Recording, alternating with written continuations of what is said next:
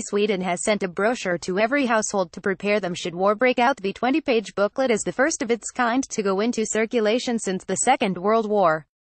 It comes as the debate on security intensifies in Sweden following Russia's annexation of Crimea in 2014, while recent intrusions into Swedish airspace and territorial waters by Russian forces have contributed to heated tensions in the country. Stockholm has started reversing military spending cuts and last year staged its biggest military exercises in nearly a quarter of a century, whilst unveiling joint plans with Denmark to counter Russian cyber attacks and disinformation.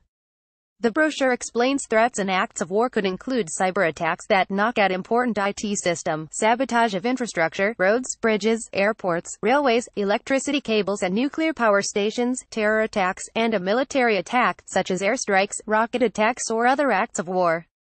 But in a chilling warning, it says, for many years, the preparations made in Sweden for the threat of war and war have been very limited. Instead, public authorities and municipalities have focused on building up the level of preparedness for peacetime emergencies such as flooding and IT attacks. However, as the world around us has changed, the government has decided to strengthen Sweden's total defense. That is why planning for Sweden's civil defense has been resumed. It will take time to develop all parts of it again. If Sweden is attacked by another country, we will never give up.